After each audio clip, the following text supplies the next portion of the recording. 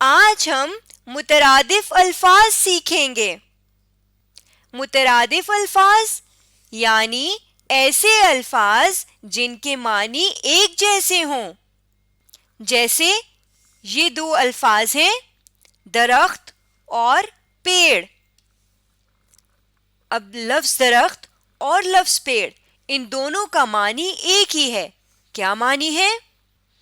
ये देखिए, ये है इसका मानी, यानी हम इसको दरख्त भी कहते हैं और इसी को हम पेड़ भी कहते हैं। इसलिए ये दोनों अल्फाज मुतरादिफ अल्फाज कहलाएंगे। इसी तरह देखिए एक और तस्वीर। ये एक हाथ की तस्वीर है। ये कौन सा हाथ है? ये दायां हाथ है और इसी हाथ के लिए हम एक और लफ्ज भी इस्तेमाल करते हैं और उसे हम कहते हैं सीधा हाथ, यानी दायां हाथ और सीधा हाथ। तो हम एक ही हाथ के लिए दो अल्फाज इस्तेमाल कर रहे हैं जिनका मानी बिल्कुल एक जैसा है, इसलिए ये दोनों अल्फाज भी मुतरादिफ कहलाएंगे। तो वो अल्फाज जिनके मानी एक जैसे हों उनको हम मुतरादिफ कहते हैं। आइए कुछ और मिसालों से इस बात को समझते हैं। ये एक तस्वीर है। इस तस्वीर में आपको कौन सा वक्त समझ आ रहा है? ये कौन सा वक्त हो रहा है? रात का वक्त हो रहा है। रात के वक्त को हम शब भी कहते हैं। आपके लिए हो सकता है ये लफ्ज नया हो, लेकिन आपने याद रखना है कि शब का मतलब भी है रात, और रात और शब दोनों इस वक्त को कहते हैं जो इस वक्त आपको तस्वीर में नजर आ रहा है। तो ये दोनों अल्फाज भी, इन दोनों अल्फाज के भी एक जैसे मानी हैं, इसलिए हम इन दो अल्फाज को भी मुतरादिफ अल्फाज कहेंगे। अब देखिए, रात के वक्त क्या होता है? अंधेरा होता है ना। तो यहाँ पे आपको तस्वीर में अंधेरा भी तो नजर आ रहा है, यानी रोशनी तो नहीं है, अंधेरा अंधेरा है। एक और लफ्ज इस्तेमाल करते हैं हम, तारीकी। तो तारीकी का मतलब भी वही होता है जो अंधेरे का है, यानी रोशनी ना होना। तो ये दोनों लफ्ज भी, इन दोनों लफ्जों के भी एक जैसे मानी है, अंधेरे का भी और तारीकी का भी। यानी जब रोशनी नहीं होती तो हम अंधेरा भी कह सकते हैं और तारीकी भी कह सकते हैं। तो ये दो भी मुतरादिफ अल्फाज हो जाएंगे। अब तस्वीर में आपको चांद भी नजर आ रहा है, जिसकी रोशनी से अंधेरा थोड़ा कम होता जा रहा है। तो चांद को कमर भी कहते हैं। ये लफ्ज भी आपके लिए नया है, लेकिन आपने याद रखना है कि चांद के लिए एक और लफ्ज इस्तेमाल होता है जिसे कमर कहते हैं, यानी कमर भी और लफ्ज चांद भी दोनों इसके लिए इस्तेमाल होते हैं। तो दोनों के मानी एक जैसे हुए, इसलिए दोनों मुतरादिफ अल्फाज हैं। ये देखिए, तस्वीर में आपको यहाँ पे पानी भी नजर आ रहा है ना। एक और लफ्ज है आब। ये भी हम इसी के लिए इस्तेमाल करते हैं, यानी इसको हम, ये जो आपको नजर आ रहा है, इसको हम पानी भी कहते हैं और इसी को हम आब भी कहते हैं। तो ये दोनों अल्फाज एक जैसे मानी के हैं, इसलिए इनको हम मुतरादिफ अल्फाज कहते हैं। ये दो भी आपस में मुतरादिफ हैं। आपको आसमान पर ये देखें, छोटे छोटे बहुत सारे सितारे भी नजर आ रहे हैं। तो हम यहाँ पर सितारे लिखते हैं, इनको हम सितारे भी कहते हैं और इन्हीं को हम अंजुम भी कहते हैं। तो इस तरह आसमान पर जो आपको ये नजर आ रहे हैं, इन्हीं को सितारे भी कहा जाता है, इन्हीं को अंजुम भी कहा जाता है। तो यानी सितारे और अंजुम के मानी भी एक जैसे हैं, इसलिए हम इनको भी मुतरादिफ अल्फाज कहेंगे।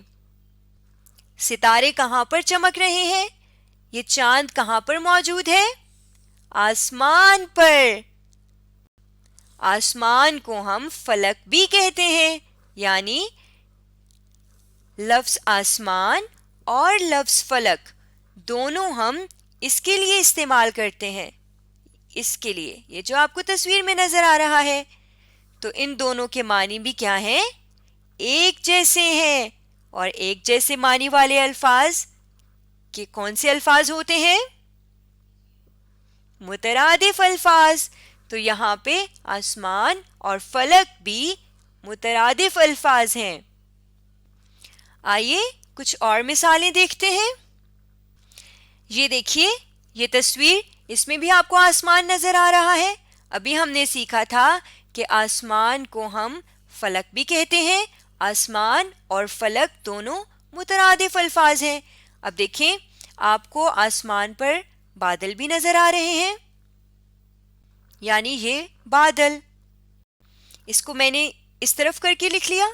अब बादल के लिए एक और लफ्ज इस्तेमाल होता है, अब्र।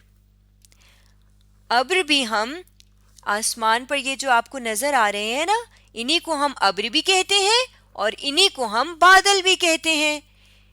अब दोनों एक जैसे अल्फाज हैं ना, माफ कीजिएगा, दोनों अल्फाज के मानी एक जैसे हैं ना, तो एक जैसे मानी वाले अल्फाज को हम मुतरादिफ अल्फाज कहते हैं। इसलिए अब्र और बादल भी मुतरादिफ अल्फाज हैं।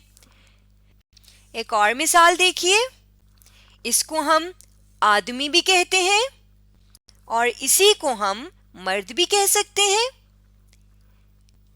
यानी आदमी और मर्द भी एक जैसे मानी वाले अल्फाज हैं। आदमी का मतलब भी ये है और मर्द का मतलब भी ये है, तो दोनों के मानी एक जैसे हैं, इसलिए हम इनको मुतरादिफ अल्फाज कहेंगे। चलें एक और मिसाल भी देख लेते हैं। ये देखिए, इसको हम, ये इन दो बच्चों का बाप है, इसको हम अब्बू भी कह सकते हैं। और इसी के लिए हम एक और लफ्ज इस्तेमाल करते हैं, वालिद, यानी अब्बू और वालिद दोनों अल्फाज का मानी एक ही जैसा है।